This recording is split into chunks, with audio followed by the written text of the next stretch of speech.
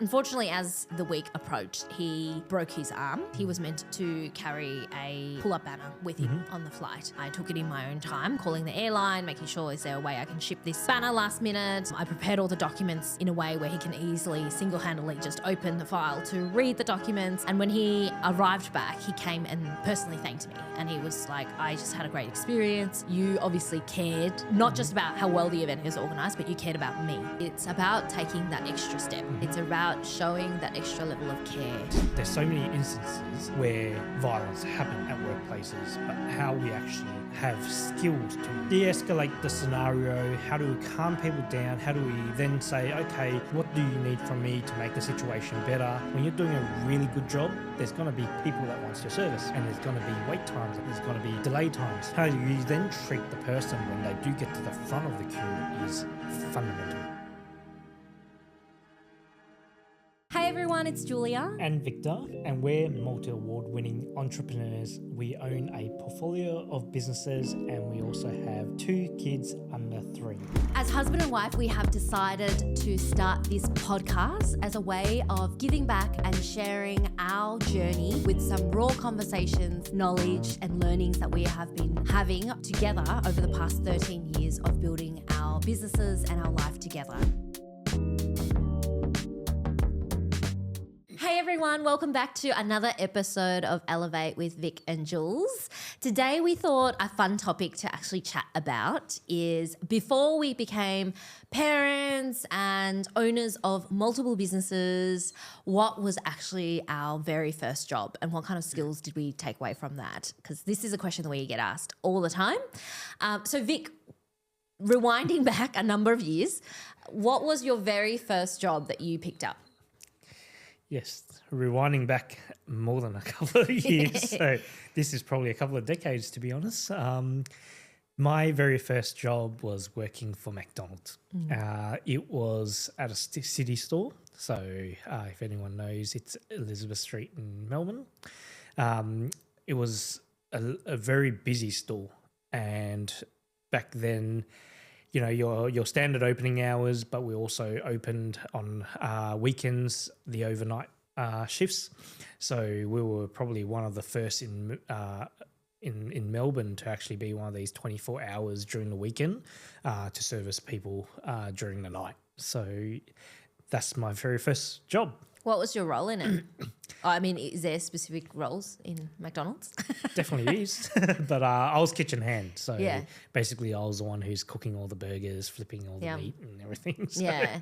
And I think people always talk about food chains in particular that you, after you work in it and you see all the behind the scenes, you'll never want to eat McDonald's ever again. But I obviously know that's not true. You're still very passionate about a hamburger.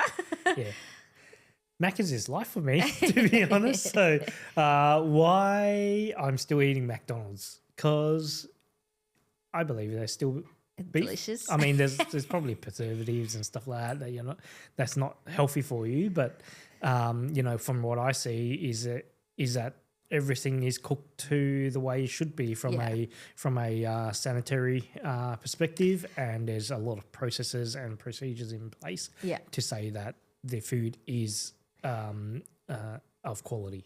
Now, the magical thing about McDonald's is, and we can unpack this in so many different ways, but everyone always looks at McDonald's as a place that is run by 14 and 15 years old, like literally still teenagers, kids. But it works extremely well in terms of their systems and processes. What did you notice as a young person working in a place like that in terms of what they taught you and what your role was in that business? Very interesting that you say that. Is you're absolutely right. The place is run by teenagers. Probably the oldest person that was like, you know, the store manager or like the head of was probably in their early 20s. You know, management positions are probably the 18 to 20-year-olds, while they're leading a team full of 14 to 18-year-olds. And the system works perfectly well because every single person knows their duty and they know exactly the process of getting the food out, and it's always to the quality. And efficiently as well. And efficiently. Yeah. Like this place runs like a machine, like a well-oiled machine, and it's going at 100 miles per hour because, to be honest, working at McDonald's, there's never a time where you don't have a customer in there. I've never seen it before, and I've worked in there for so many years. I've never had a time when there was no customers. Even the overnight shifts, there's always someone or someone wants food at some point, which is amazing. So everything is timed. Everything is very, very efficient. Everything is. There's a lot of pre-cooking as well, so nothing takes more than probably. The longest item was probably deep frying the apple pie, which was probably like an 8-minute scenario. But everything else is like minutes for it to come out.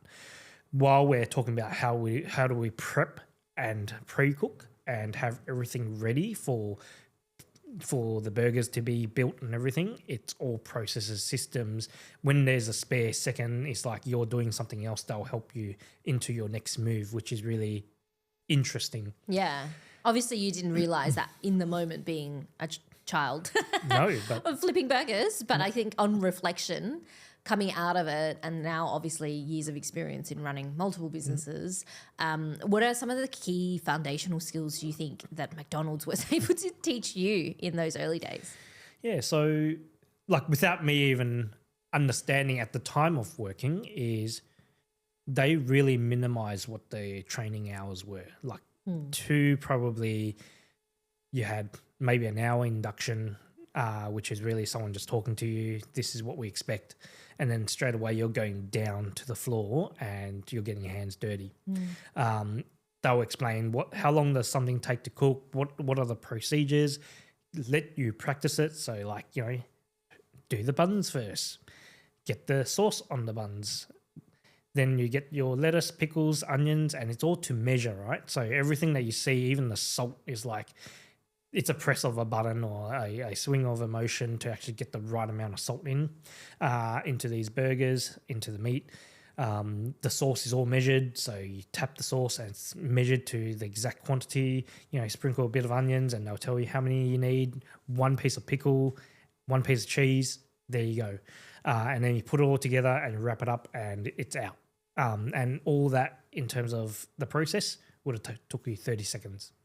So those are the expectations that set and the way they've told you exactly step by step on how it's done, and they will teach you each burger how it's done. It's like, hey, do 5 of these, do 6 of these, put the nuggets in while you're doing the same thing, and put the fries in while you're doing this motion. So it's all trained and instilled, and then within days you become an expert of working at McDonald's. And so what kind of skills did you walk away with? So the skills I walked away with was efficiency and learning how to actually run very, very effectively with the number of people that you have to actually run this place, and what it produces. How do you actually maximize every bit of time in the actions that you need to do to actually get the results? Yeah, it's pretty incredible to think there is, like you say, no downtime, right? And I think now when, like pulling it forward to the businesses we operate, and it's a service-based business as well, so we talk a lot about utilization hours, how effective is one person with their 38-hour week, how effective is it being used across the business to either earn income into the business, or is there downtime? And so we're tracking all of that, and obviously McDonald's has got it down to a T where they've got a 14-year-old in there flipping burgers, but you know exactly how to use your time when there is no burgers to cook in that moment. You're on to something else, and I think that is incredible. And the power of operation and having strong SOPs is so incredibly important. So that's pretty cool to be exposed to that at such a young age. Yeah. So tell us about your first job. My first job, I was 14 and I worked for a what you would know now as boba tea place, or bubble cup place, where you're making those delicious milk teas with pearls and jellies and whatnot inside. But when I first started in that job, it was still a very new product and drink that people would have. And we were one of the few shops in the suburb that will actually offer it. So I really wanted a job. I really wanted to earn money given, financial circumstances. And so my mum helped me get that job at the local bubble cup place. And I went in there and worked and learned everything about making a bubble tea and more. And it's funny because the circumstance I was in is so different to what you were in, because there was no SOPs. There was no processes or procedures or thought out rhythms. They just hired us 14 years old in. It's a brand new business offering this new drink that was very popular. And essentially I had to write the SOP and figure it out on my own.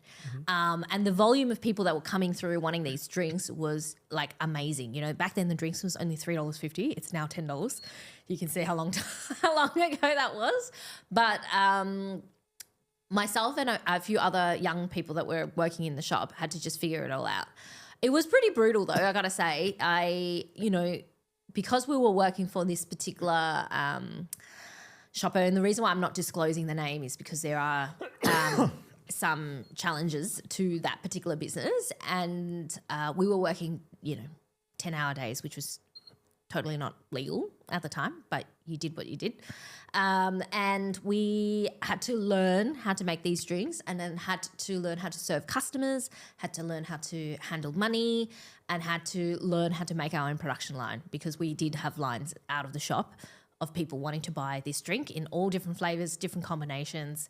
And us little 14-year-old had to figure out how to essentially run that business for her or for the owner. And it was a very, very interesting and intense period, but I got a lot out of it, and similar to what you were saying, it was about learning how to be really efficient with my time. How to sort of step up and show up and be like, okay, this is how I'm going to operate and make the drinks, wash the cup, put the ingredients in, how to communicate back to customers. And, we were in a suburb where it was very multicultural, so there was a lot of language barriers as well. So, how to switch between different languages, how to communicate, how to sell, how to introduce new flavors. So all of those skills, interestingly, was introduced to me when I was very, very young. But I think the biggest learning I had coming out of that particular job, I had multiple jobs coming out of that particular one, but was the fact that, as I said, they worked us extremely hard and it was not legal at the time. Working 10-hour plus, we were back to back, literally working 7 days a week. And this was during school holiday breaks, for context. Obviously I went to school as well, but during school holidays we were working 24/7 and whatnot. And it got to a point where I wanted to have a day off or an afternoon off to attend a community festival. And the owners said no. The owners essentially tried to headlock me into whether or not I could continue with this job, and that they wanted me to stay and continue working. And I think as a 14-year-old, you get pushed over really easily, and you can easily be, I guess, manipulated in a way as well.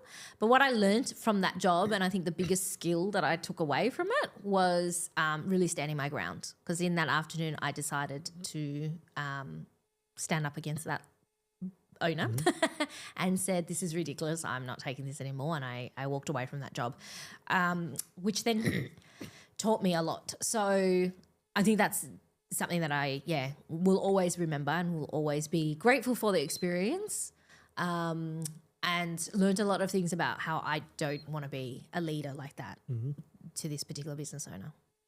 Yep. Now, you mentioned something really interesting, and you mentioned how you need to communicate with clients. Can you tell us a little bit more in terms of like what these communication skills has taught you, in terms of, was it customer service? Was it other things that you've learned out of how you treated customers during that time? Yeah. And it wasn't just that job that taught me customer service. And I think, we talk about customer service all the time, now in all of our businesses, right? Like regardless of what business you're in, what role you're in, there is a level of communication. You will always have to talk to someone, whether that be via phone, via email, in person. And so customer service is such an important skill. And I think sometimes people tend to forget about it and not think about it because they think, okay, technical skills, they need to learn the technicalities of how to do a job. And for me, you know, at the time I was like learning how to make the drinks. But what gets you through each job to make it successful is how you communicate. And so it comes back down to customer service. And so for me, it was about learning how to handle and read people at a young age and going, okay, you know, an older person who may have language barriers will need to be explained this drink and this flavor and this price point in this way versus, you know, a younger person who's on their phone, not really interested in having a conversation, just wants to come in and buy a drink. You communicate with them in this way.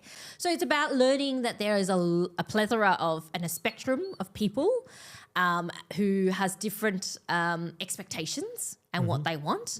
And training yourself to really acknowledge that and then being able to adjust your communication to suit that. And I always think, you know, it's like old saying, which I think some people tend to dispute it now, but the customer is always right. At the end of the day, whether you're a business owner or a worker in a business, you are there because you are serving a customer, no matter what. And so they need to be satisfied. And, you know, and there are some crazies out there. Like I'm sure there's plenty of McDonald's stories that you can share and I can certainly share some as well. But the customer is always right. So being able to have good customer service, being polite, having a smile on your face, being clear in your communication, adjusting your communication to suit is so important. I mean, it's really interesting. And when you're saying that, it just brings me back to some of these memories and the way we communicated, like, you know, from the difference of what you're talking about and how you treated customers to what I was taught during my McDonald's day was very different because McDonald's was a place where it's all about the standard operation procedures, right? So SOPs, as we call it. So our SOP was very, very clear lines that we have to say every single time, right? So things like, if I'm ordering a burger, do you want fries with that? Right. And this hasn't changed over the, 30 years of operations of that saying coming through, but it's still said to this day, do you want fries with that? Do you want a meal with that? Do you want to upsize? Do you want anything else with that? That's the SOP of McDonald's, and it becomes a robot. So every single person at the counter would be exactly saying the same thing because it's drilled into their training that this is what you say. There's obvious benefits to it though, and let me just explain the benefits to the audience. Is the reason why they say, do you want fries with that, is if I just went to buy a burger at McDonald's, what will happen is that McDonald's will close down. The amount of money that would cost you to acquire a customer into the business, to sell that burger, the staff that's required, the ingredients that's required, there's probably a 14 cents margin on this burger that they sell. But when they say, do you want fries with that, they make an extra $2 and they don't need to actually spend any more time in customer acquisition. It's a simple line that takes seconds to say, but they make an extra probably $1.90 on top of that. And if they make it a meal again, this goes into more and more profit. So the reason why McDonald's is really clever into making things a meal, making things into family meals, having a toy with their meals is very clever in the way they commercialize things. And then the staff training within seconds can provide value, because calculations in the way they price things will make sense, and then dollars go up in profit. But in saying that, the person who's getting this is now a robot. There's no different to, and this is why people are getting replaced by screens these days, which is really important because some businesses become a robot to a point where they become a technology and there's no reason why they need someone to actually be there to interact anymore. And this is probably where I want to come down to the customer service side of things, and why it's really important for businesses to consider this is there's a layer of satisfaction that's provided by the communication that you have with someone else in the room. And the level of communication of how people connect with one another during that time is a very crucial part of business. Let me give you another example. When I walk into a cafe, what do I want? A coffee. But if there's no communication between the person that's selling you the coffee to what you get as a product, there's no reason why that person can't be replaced by a machine or a robot. So this is what's happening in the real world at the moment, and this is where things are heading. But it's so important to actually bring that customer service back, because the level of communication that you have with someone triggers the reasons as to why they will come back into this business to spend more money or be a repeated client. So that when you talked about the communication skills that you've learnt on how to deal with multiple people and reading people really quickly and then adjusting yourself to actually say, oh, this is the way that I need to communicate with you, it's such an important skill to any business these days. Yeah, definitely. I couldn't agree more. And I think you're right in saying that it brings that empathy piece, and it allows you to connect with people. And even when a mistake happens, or, you might not have the right coffee order, you might not have the right drink. I went on and worked in other retail stores. Afterwards, I went on and worked at, Novo Shoes, my love of shoes coming to life in high school days. And then I went on and worked at a jewelry place, and I went on and worked at a department store similar to your reject shop. And every place I have been able to kind of transform my communication skills even further. Even now, obviously with our multiple businesses and things. And it's critical. Being able to read people, connect with people, and provide that good customer service is the reason why they would come back, and the reason why they would recommend you, the reason why they'll, give you a good reference and whatnot. So I think it's such an important skill that a lot of people, I feel like, have been kind of putting it to the sidelines. And I think good customer service doesn't just apply to in-person experience as well, like one-on-one conversations or you at a shop serving someone. It definitely applies to phone mannerism, and it definitely applies to email communication as well. Yeah. And I, as you know, am very passionate and a stickler for email communication across our teams. And I learnt this at a really young age. So, as you know, my journey through the retail space, I had multiple part-time jobs, and that was amazing. I also then, started organising events at a very young age for a not-for-profit called Western Chances. And at the time, the CEO was, I would consider her my mentor. And the one thing that she used to drill into me is communication and customer service, and how every time I would talk to someone or meet someone or even request a quote from someone, I would have to always follow up with an email to thank them. And I would always have to ensure that I'm double checking on things like grammar, spelling, all of that stuff. Nowadays you've got AI writing, but I, have a whole other conversation around AI writing your things.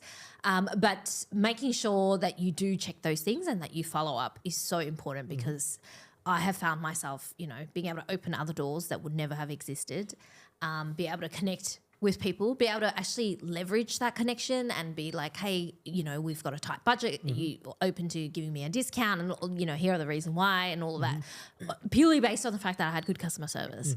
And I think it's incredibly important that people do focus on that as a foundational skills coming out of, high school, uni, into your first job, because that's going to get you far. What would you say, Vic, as your parting skills that you think through your journey of career that you think other young people who are entering the workforce must have or should focus on?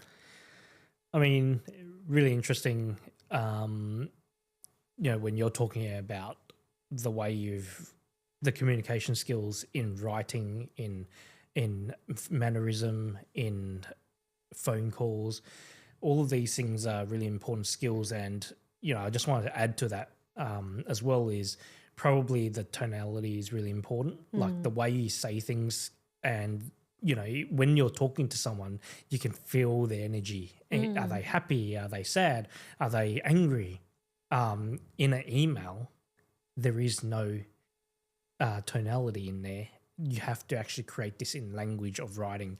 So one of the things that, I've learned from you a lot of things in the way I write emails is that you need to actually have some of these really important fundamental lines in there to actually, number one, be customized to a point where you're personalizing it because you're talking to someone on the other end and that you are trying to build rapport. Things like, how's your day? How are you going? It's been a long time. Or, I remember it's your birthday. Or I remember, how did this event go in your life that you mentioned in the past? These are the fundamental skills of writing an email where you're building rapport because someone then goes, oh, you remembered that. Yeah.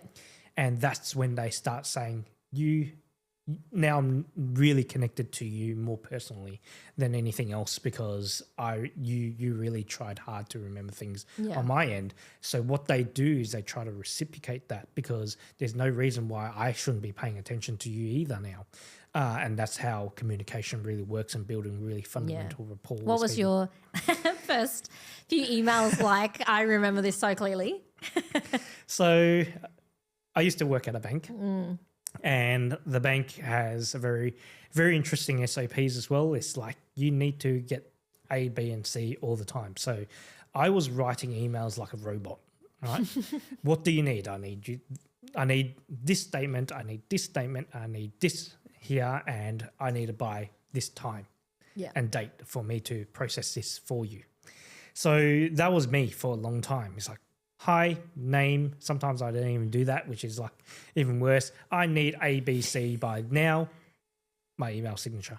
Yes. There was no kind regards. There was no how are you going. There was none of that. And I remember hovering one random night over your shoulder because you were working late and I saw you write one of this email to someone and I was like, what the fuck was that? I was like, are you about to send that? Is that in draft mode? Are you not finished? And you're like, no, I'm going to send it. And I was like, what do you mean you're going to send this with no like, hi, who are you talking to? How's your day and all of that and then ask them for things. Yep. I was absolutely shocked at the fact that you were just ingrained into this is totally normal, which is not.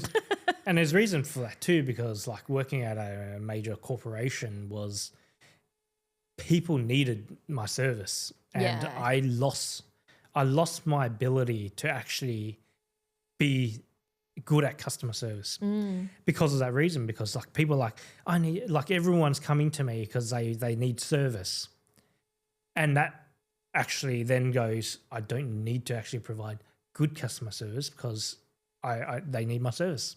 So I learned really quickly that, oh my God, I'm becoming this person that was not who I want to be by the way I'm communicating. And very quickly that was pointed out to me. I was like, oh, wow, this is, and then things change because when you start changing, you then get even greater opportunities because now you're then connecting to people, they're connecting people to people because the whole industry is the same, right? You don't get good customer service at these institutions where people are rolling in the door, like lining up to get service. So then what happened was that I was like, well, I need to move on from what I want to do. And these skills started, was really fundamental to my growth in the organization because now I'm starting to get rapport. I'm starting to push up my NPS score, so Net Promoter Score, which is a big KPI on us, and sales and everything else that came with the job just started booming because of the way I treated someone. It doesn't take any longer to write an email with a little bit of personalization in there to build a little bit more rapport. Yeah, so definitely. And showing care is so important. Yep. And I think if I can add to that, my tip and trick for someone writing emails, especially I know AI is in there a lot of the times now, is if you're having a conversation with someone, start with listening and then remembering that personal touch, because people always share where they're at in their week, if they had something happen to them, if they're about to do something. And I would always dovetail that into my email, because that's a really nice way of just introducing that level of care, and the fact that it's like, hey, I was listening to you. How was the weekend getaway that you were planning, or are you feeling better now if you were unwell? So all of those aspects really helps and kind of amplifies and increases that customer service skills. And as you were sharing, if I can share one more story, was when one of my many jobs in my early days, worked at a university, and I had to organise a event for a particular professor, and he was travelling interstate as part of this. I obviously did a very good job planning everything, organising, from a technicality perspective of that event. It was very well organised. But unfortunately, as the week approached, he broke his arm, and he was meant to carry like a pull-up banner with him on the flight. So I heard about that incident, and then I took it in my own time. This was not required as part of my job in any way, shape or form, but, calling the airline, making sure is there a way I can ship this banner last minute. I prepared all the documents in a way where he can easily single-handedly just open the file to read the documents and all of that kind of stuff. And when he arrived back, he came and personally thanked me, and he was like, I just had a great experience. You obviously cared, not just about how well the event is organised, but you cared about me. And he provided me such great feedback that I then, got a promotion in my job, which I then didn't stay around because then JT took off. But it's in those moments where sometimes in your early days of your career, or in fact in any job really, it's about taking that extra step. It's about showing that extra level of care, and it may take you a bit more time. It may create, quote unquote, a little bit more work for you, but it's all about that customer journey, right? Because that will come back to you in tenfolds. And for me, it did in that moment. And just like what you've shared as well, it certainly has. Yeah. Now, if we were to be our younger self again, because this is always a question we always get asked as well, is would we have gone and got those part-time jobs in McDonald's, in a drinks place, shoes place? What are your thoughts, Vic? Do you think young people these days coming out of high school, even during high school, should go get a job in these kind of retail spaces, or should they focus on their studies and hone in on whichever pathway and get a job in that particular industry? I think if I was to go back to these days, would I have taken the job on? The answer would probably still be yes. There's so many skills that you learn from actually experiencing workplace and workplace challenges, which is actually more the fun bit for me. And the reason why I say workplace challenges would teach you a lot of things is because that's where you get the most growth. And going back to those days is you start learning about yourself and catching out things that you could have done better.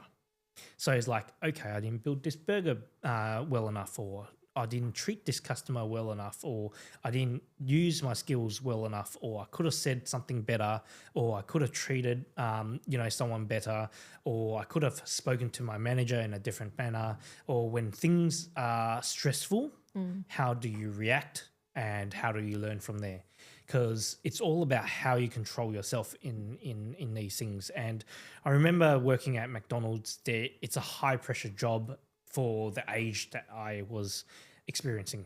And if I didn't experience the high pressure for the age that I was at that point, how do I then move life in the future in high pressure situations? So when I look at, for example, queues, right, and customer lining up, and then lining up for a little bit too long and they're getting agitated and all these type of things, is what do you do in these scenarios? So this is something that I learned very early in my career that helped me through my other jobs when there are queues lining up for service.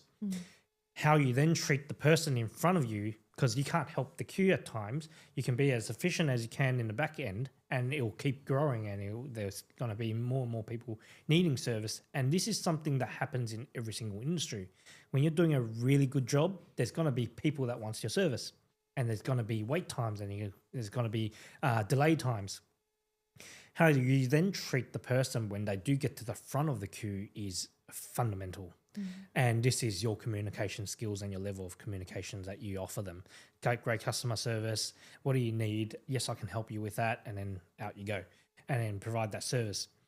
The other thing that I realized was, and this is where I'm talking about the challenges that comes to play, is when the customer comes up to you, they're already pre-framed how angry they are at you, as an example. So at McDonald's, we had a lot of angry customers. People were complains. I didn't get my pickle. I didn't get my drink. This is not a Diet Coke. My fries are not full. And they start wanting to have a fight.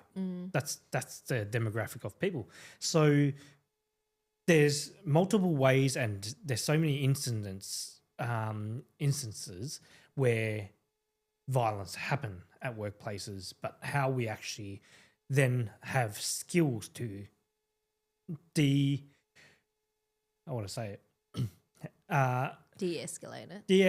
the scenario. How do we calm people down? How do we then say, okay, what do you need from me to make the situation better? What do I need to go through? How do I calm down myself? All these emotions that happens, because anger versus anger does not become a and I think a lot of the times it's about listening as well. I've learned that through retail, much as what you're sharing is like, you will always get angry people, no matter what. And it's about not trying to prove your point then and there and like, come back at them. It's just about listening to their concerns and why they're angry. And a lot of the times people aren't actually wanting you to necessarily fix the issue or like give me another burger. Maybe sometimes they do. Or in my case at retail, it's like, I want you to give me a free item. No, they just actually want to express their frustration to you and not necessarily at you. And I think you've got to just learn that separation skills. And it's so important because that will always continue throughout our career. Exactly. So the interesting thing back in the days is learning these critical skills at the youngest age that you can would make sure that you grow up much quicker. Yeah. And that's probably my point, is like if I had a job at the age of 14, I would have learned fundamental skills by the time I'm 18. Where does it bring me in the market? The 4 years worth of experience in a retail market or in a job means that you've got already 4 years up someone else who then finishes study or finish high school, then they go out and get a job. They're already 4 years behind. Yeah. By that time, you're already that person that's worked 4 years would have probably been a manager at McDonald's while someone else is just entering in at the same age. Yeah. Yep. Yeah, couldn't agree more. And I think, like I said, same question for me is, if I was to rewind time, would I have picked up that first bubble cup shop that was obviously slaving us away in many ways? The answer would be yes. I wouldn't have changed a thing. And I think I just learned so much. You learned resilience, you learned communication skills, and all the other jobs that followed afterwards taught me different kind of skills. And I think, the idea is when you're young and you have the opportunity to pick up different part-time work at different, whether it's hospitality or retail space, it's the best place to work and learn because you get exposed to such a range of people, like literally a range of people coming through the shop, coming through a restaurant. And it's the best ways to kind of practice that skill time and time again before you move into whatever industry, career, that you want to go in. And maybe your career might not require you to talk to so many people. But the fact is, if you can in the early days, go and get a part-time job in a hospitality, food truck place, a restaurant or a retail space, a warehouse that exposes you to a range of people because it really tests your limits. And I think both you and I, and we said this earlier in the week as well, is that we have learned to have really thick skin. And we've learned that no matter what conversation gets thrown at us and whatever challenges, we can still put on a big smile and talk to, people with dignity and, integrity, and then be able to walk away and unpack it privately otherwise. But I honestly think a lot of that skill that we have now was brought from the foundation of us being kids and being thrown in all of these scenarios and having seen and met so many different people in our lives. 100%. Yeah. Yep. So to round out our chat for this afternoon, what is the one skill that you think, and I know we talked a lot about communication, we talked a lot about customer service, but if there's one other skill that you think everyone in whatever career industry, particularly now in business, that they should focus on, what would it be? Ooh, would it It's be hard. There's a lot. Okay, there is a lot. That's transferable. Everything's transferable. I mean, one of the things that I mentioned early on was probably overcoming challenges. The skill is overcoming the challenges, but the result of overcoming challenges is actually the growth. So I just want to put it out there because people may not necessarily go and seek challenges, but if I can help solve a problem, whether it's a problem of my managers, my problem of the client, problem of the organization, problem of anything that you can help resolve, what happens is that once you resolve that, you have gained growth. And that help in terms of that mentality in mindset is if you can do that every single time, not only are you growing, but you're moving on with your careers as well. So it gives you opportunities. Yeah, I really like that. It's about rewiring your mindset, right? It's not seeing, and we see it so much as well in our businesses and our sometimes team members that gets quite thrown and derailed. If something comes up that's unexpected, a challenge gets thrown their way. But it's about, seeing that as like an opportunity to grow rather than, just a challenge and that, the world's going to go upside down kind of thing. Yep. So that's really great. I think for me, is around leading yourself. Like, I know leadership is a big thing and it's a transferable skill and I think everyone needs to work on it and continue to work on it. But how you carry yourself and leading yourself and starting there is extremely important. From, like we said, communication, customer service, all of that kind of stuff, but how you, I guess, carry yourself through a job, carry yourself through a challenge, as you say, working and focusing on recognizing what triggers you, what sets you off, what makes you happy, and how you can continue to bring that forth in different scenarios and day to day is so important, because I think if you can learn to carry yourself, then whatever things that come up the other way will be much easier to be handled. So yeah. Well, fun chatting. Now everyone gets to know where we began in terms of our first jobs. So thank you everyone for listening to us again. And if you like our episode, please be sure to share it to your friends and family. If you want to let us know what questions or topics you want us to cover next, don't be shy. Make sure you send us a message. But otherwise, we'll see you on the next episode.